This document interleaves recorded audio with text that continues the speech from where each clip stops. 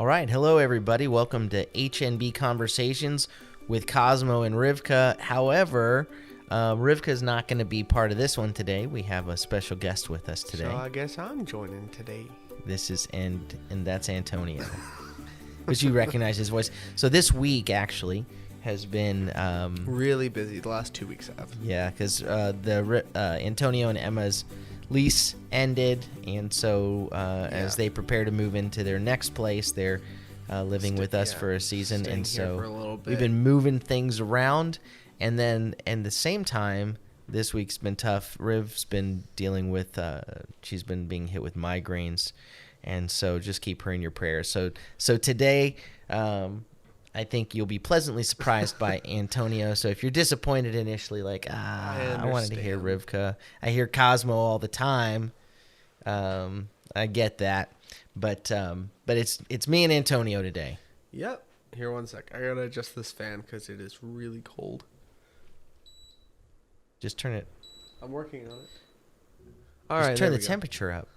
It's at 80 degrees. I'm not gonna. But you didn't change it. I was affecting the fan speed. Okay. I turned it just to auto. It should turn off in a minute. All right. All right.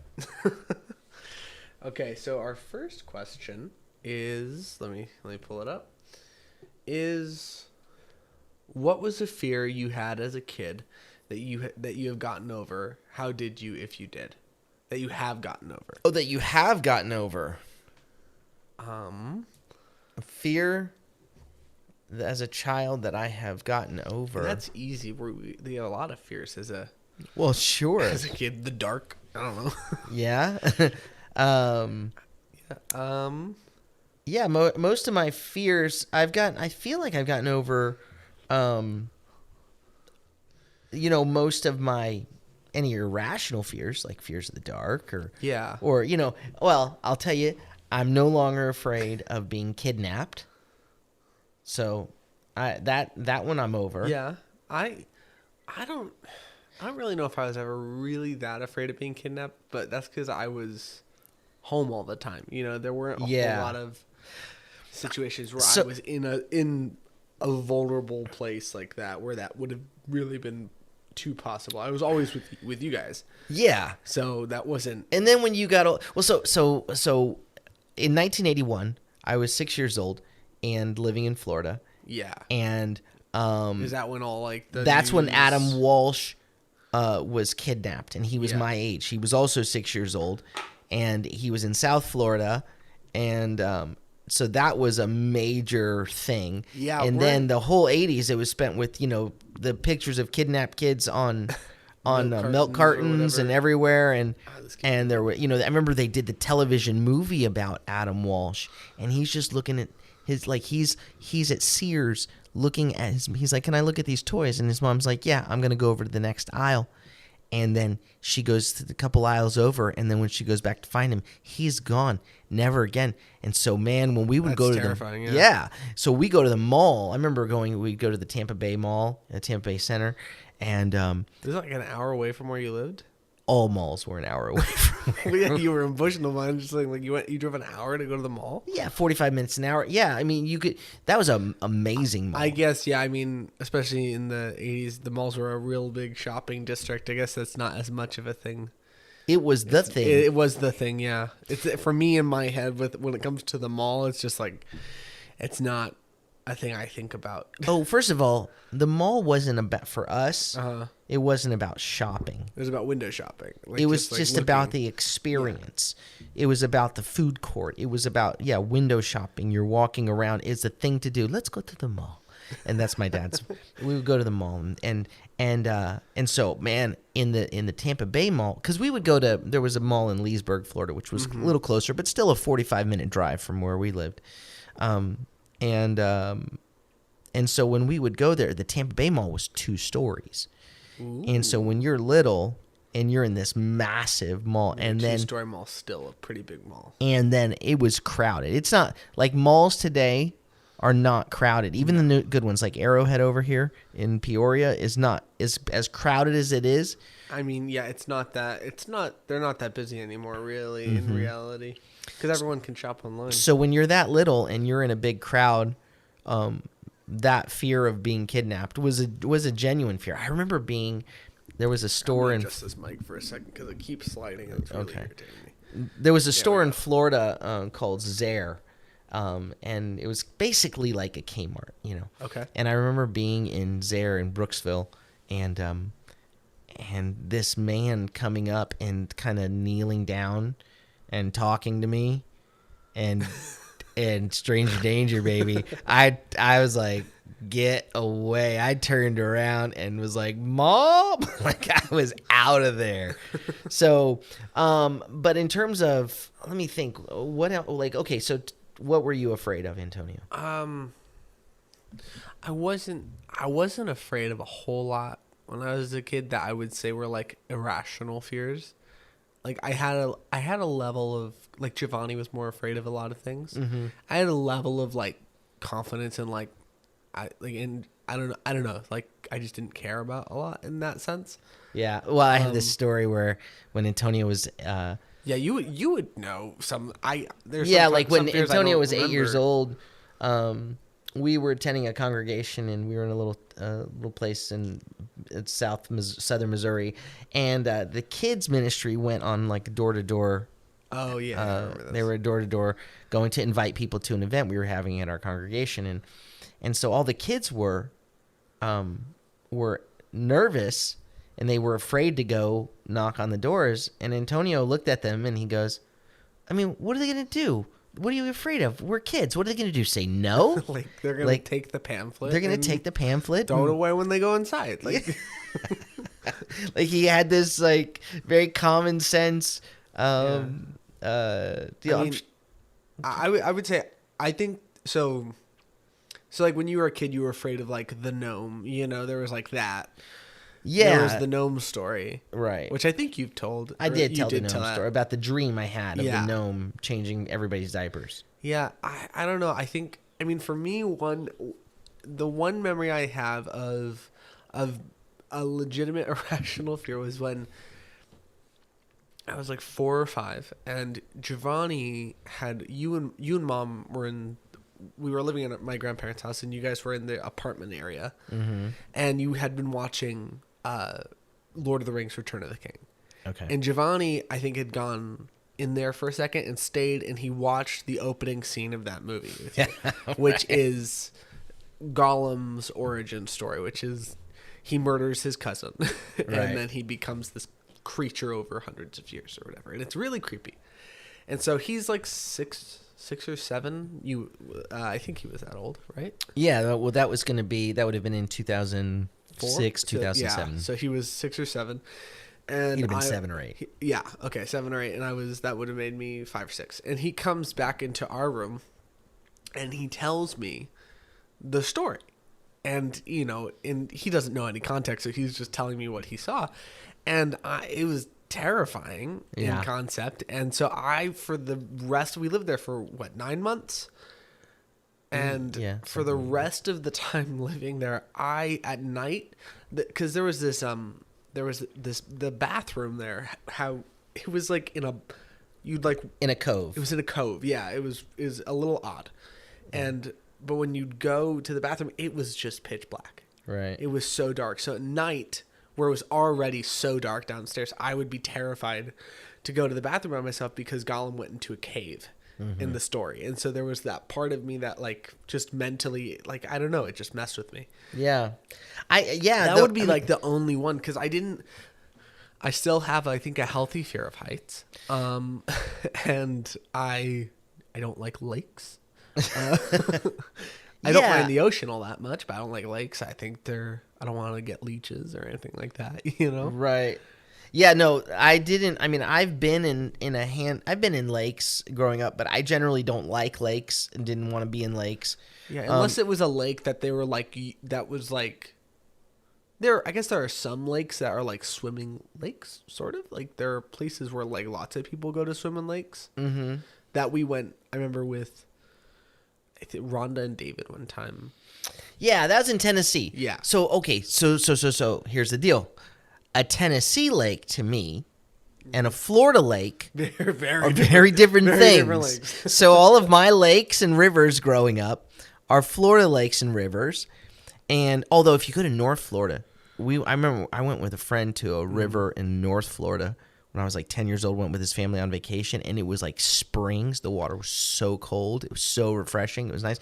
But lakes have creatures in them. Snakes and gators are a real thing in Florida lakes. And so snakes... We were driving in Florida one time, and there was just a gator going. So I was terrified of snakes, and I would like to tell you that I'm still afraid of snakes, and that's okay. That's okay. Yeah, that's totally okay. Yeah, because so I think it's good to I think fear of that which will kill you is good. It's good. That's a healthy fear. Yeah.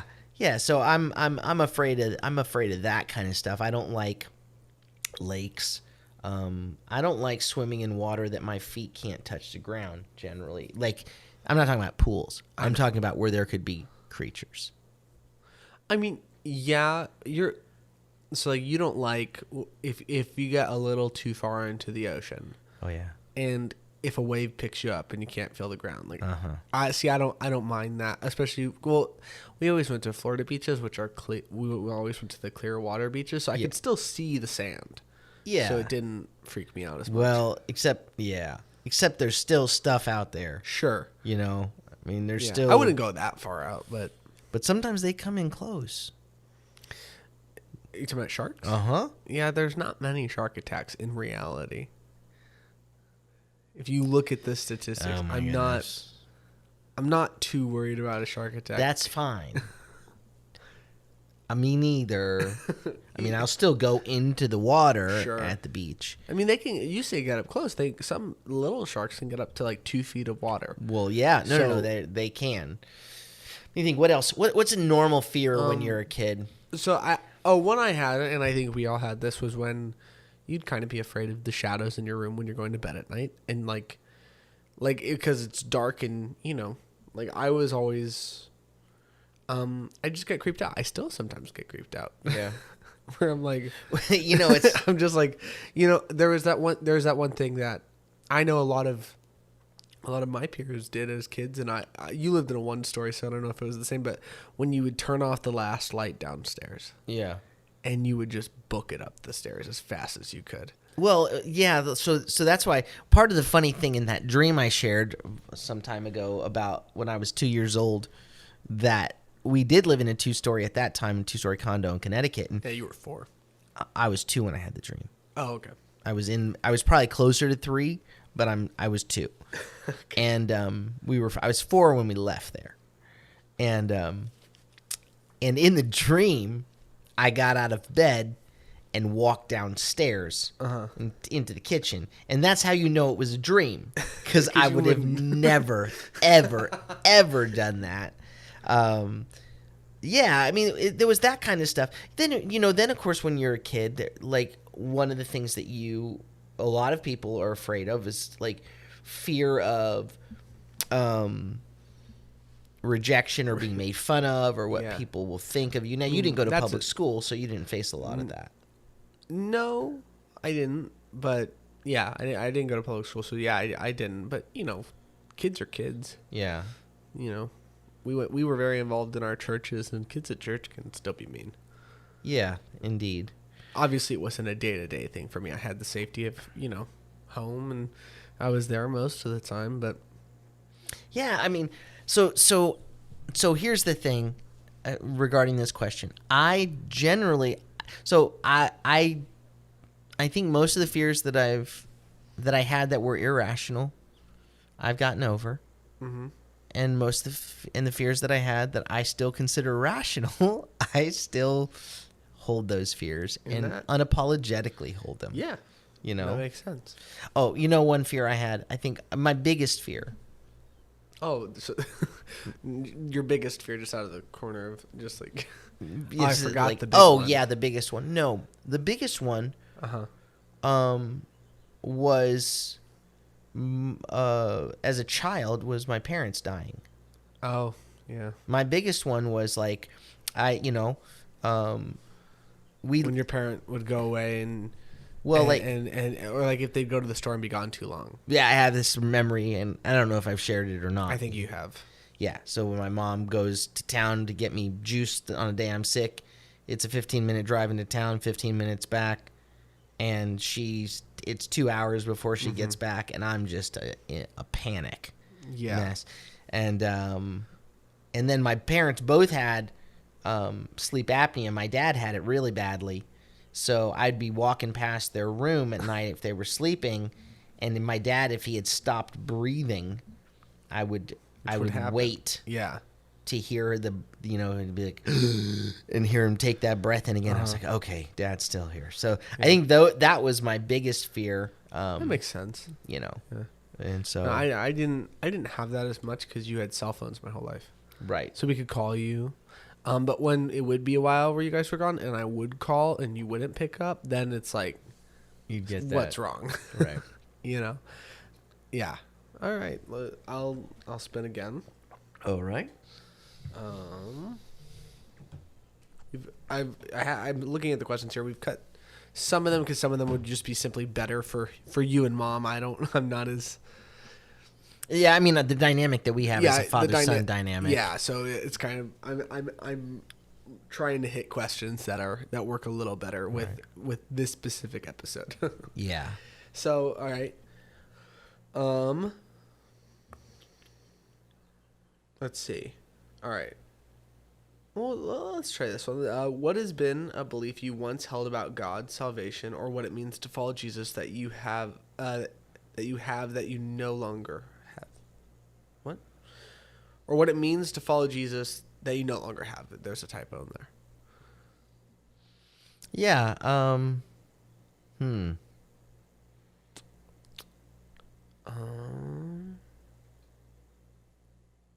You got anything? I gotta think about this one.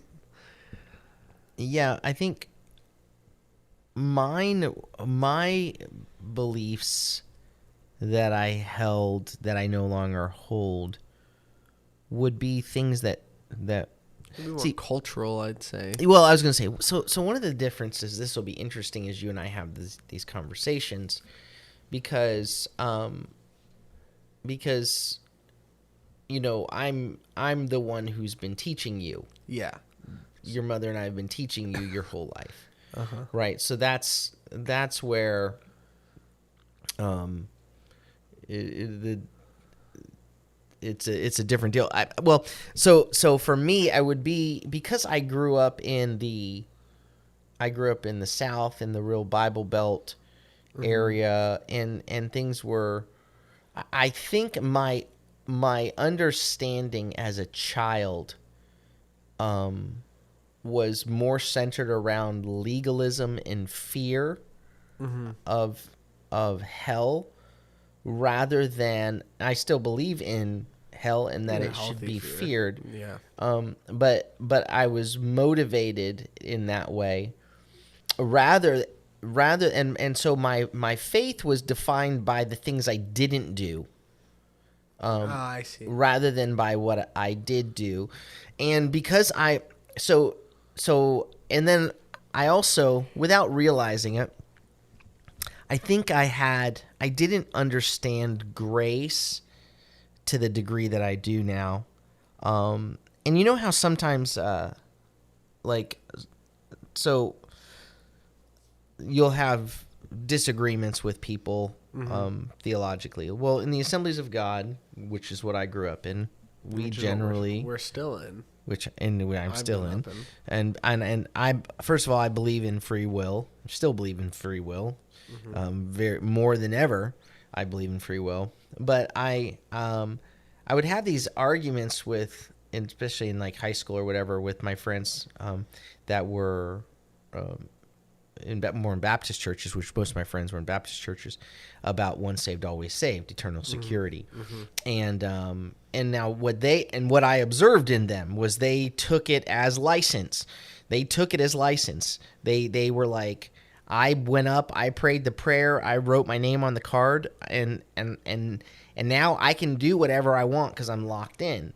Yeah, and so that it's what's called eternal security. But it's a distortion of even of the proper doctrine of eternal security. I think even people who hold eternal security in a more Calvinist way, I think what they would, I believe that hold it that faithfully. I think it's a more honest.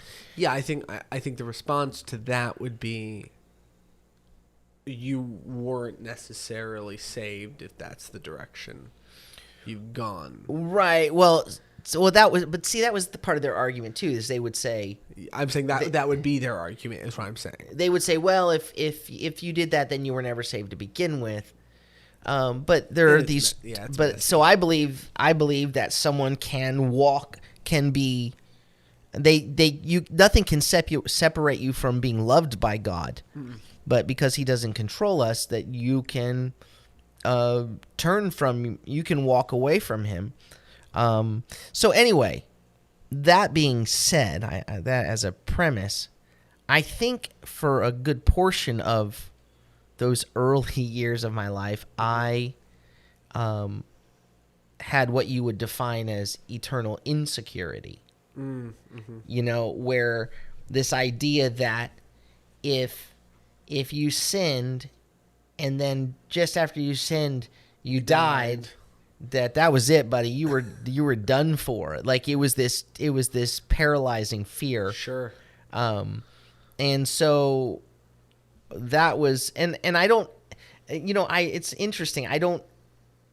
As I grew, I came to and I understood a lot of that was sometimes a distortion of what my parents taught me, because as I grew, I understood them better. Yeah. And that wasn't what they were saying, but that's what I understood. Does that make sense? Yeah. No, I get that. So I would say the kind of legalism that defines your faith by what you don't do. Like I actually believed. Now listen. So I only listened. So I know that I'm talking a lot here, and you're totally good. I'm not. That wasn't a would you shut up chuckle. That was it was your face. I didn't listen to non-Christian music on the I listened to Petra and Amy Grant and Carmen and Stryper even and those guys, Stephen Curtis Chapman and Michael W. Smith, and that's what I listened to. And I just believed listening to secular music was sin. And I remember you'd hear of someone that got in a car crash and died, and I thought you could know that they made it or if they didn't make it by where their radio station was. Like, are you serious? I'm serious. How old are you here? I'm a child. I'm a grade school kid. Okay. Maybe even in junior high, early junior high. That was sort of... It was a sign of where their spirit was at. Yeah. So that people, you defined your faith by what you didn't do, so that someone could, if they don't drink, they don't smoke, they don't do these things, that's what makes them a believer, rather than by what they do. Yeah. So, and I think I have a much better... I hope I do have a much better grasp on what the heart of the Scripture actually is on that. Yeah. For me, it's a hard question, because I'm 21. I'm still pretty young. I think there's more in the future that necessarily I'll be clearer on than necessarily I would be right now. Mm-hmm. in some of those concepts. I'd say a big one from these past several years for me has been the concept of and give me a second to explain, is that the concept that everything is God's will. That idea that rather than He takes everything and He turns it for good, which I believe that, but if something horrible happens, I don't think that was necessarily a pen stroke of God. I think there's sin in this world, and we're in a corrupt world. And when things like that happen, God can take that situation, turn it for good. But there's so many people that are like, well, it was God's plan. And I don't. Did you at one point? I don't know. I heard it a lot as a kid. there was, just, I didn't have an opinion on it necessarily. I just knew that, I was. You sort of imbibed that. Yeah. It wasn't something I thought about a lot. And then in these last several years, as we've known people that have, experience. My mother-in-law, and she passed away, and I don't think that was necessary. She got cancer, and I don't think that was necessarily like God's will per se, but I think that God can take that thing that happened, because we're in a sinful world where there is death, and he can take that and he can make something good out of it. So that's kind of would be my answer. What we struggle with to understand is why he allows certain things, and he intervenes in some situations and doesn't intervene in others. Last year we lost my 11-year-old niece, your cousin. That to somehow to say, well, he just needed her in heaven, is no. On that day there was something that happened on the other side of the street. Yeah, where a guy in his flesh just yanked at the wheel, and there's, because every day, look, there's all kinds of horrible things that happen. There are abuses that happen, and there are victims on the other side of that abuse, and to suggest that God willed that abuse, is monstrous. That's the thing. I don't think that is. And it's not what he wills. What he wills is that you don't eat of the fruit. Yeah. What he wills is that you don't. So yeah. I mean, that's. But I'm talking. Yeah. So what I mean is not that I believe that, but it's such a thing that is said so much. It's a caricature. It's a cliche. Yeah.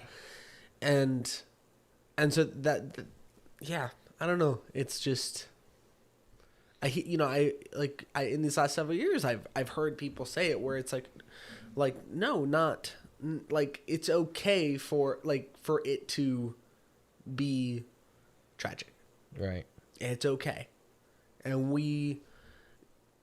it's for me to think that we're in a sinful world and that's why it happened that was my phone, is easier for me than to think that why did God do that? Right. It's not. I don't think he did that. It's interesting that you say that. Yesterday, I was out running a errand, and Mom sent me a text of a poem that she wrote, and apparently she found out later that this was a poem that Corrie ten Boom had written. Who's he? Corrie ten Boom. Okay. So Corrie ten Boom her family had been hiding Jews during the Holocaust, and then they themselves were taken into a concentration camp. Okay. And her sister died in a concentration camp. Okay. And so that there's a book, your sister actually, Rivka, has read it, called The Hiding Place. It's by her, and so she wrote. Let me see, where is this? She wrote this poem, and here we go. So here, let me read it because it goes in line with this. It says, "My life is but a weaving between my Lord and me. I cannot choose the colors; He worketh steadily. Oft times we weaveth sorrow, and I in my foolish pride, I forget He sees the upper, and I the underside. Not till the loom is silent and the shuttles cease to fly shall God unroll the canvas and explain the reasons why. The dark threads are as needful in the weaver's skillful hand as the thread of gold and silver in the pattern he has planned. He knows, he loves, he cares, nothing this truth can dim. He gives his very best to those who leave the choice with him." And what it the question of why God allows certain things and why he doesn't, I can't understand. Right? I can't understand why. There are times where if you pray for the healing of someone or that he'll intervene, someone will say, the Lord, his angels, stepped in and stopped this from happening to my car, and I'm here. Yeah. But then by extension, when my 11-year-old niece gets killed in a tragic car accident last July. And the question is, why didn't angels step in there? Yeah. Or so what was formative to me was, when I was 14, my 24-year-old cousin was killed by a drunk driver. Were you that old? I didn't realize you were that old. I was 14. Okay. She was killed by a drunk driver. And her dad was a pastor, and she loved the Lord and was serving the Lord, and it's just this horrible accident. And so to suggest, so what I can't say is why. I can't answer the question. Mm-hmm. Why didn't the Lord intervene there? And I won't answer the question because it's not. I cannot begin to understand. I won't try to come up with, well, because of this or because of that. I just won't. It's his purposes. It's his right. It's what he'll allow. Yeah. But he sees or why there are specific times he does choose to intervene. I just, the thing, it almost becomes insulting, like, especially when you're talking to the people that have had that kind of loss, to try to explain it away. Here, 1 second. Anyway, those are the kinds of things, Antonio, that theologically you'll continually sort through. Yeah. That as you continue to grow and you get clarity about what really matters, about what's really important, and about what you can understand and what you can't understand. And you just choose to trust the Lord rather than your own understanding. And there are times where it's hard because it doesn't make sense in that moment. And the world will want to, that's where you get the mocking voices of Psalm 22 that say, "Where is your God?" When you're in the midst of suffering, the mocking voices when Yeshua is on the cross saying, "Oh, he is, if you're the Son of God, come down off the cross." In that moment, the mockery will come to say, "Why don't you curse God and die," like Job's wife said. And that's where you, at the end of the day, say like Job did, "Even though he slays me, even then I'll praise him. Though he slay me, yet will I praise him." Like, I'm not going to determine whether I trust him or don't trust him based on it being a results-oriented situation. Yeah. I've made the decision. I'm going to trust him. I'm going to follow him. And that decision is going to carry me through when I don't understand. So, all right, I think that's it.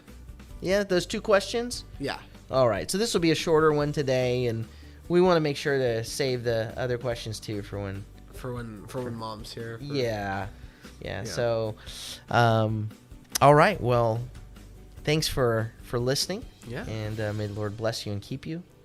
May the Lord make his face to shine upon you and be gracious unto you. May the Lord lift up his countenance upon you and give you peace. Shalom, shalom. Have a beautiful day. Beautiful day.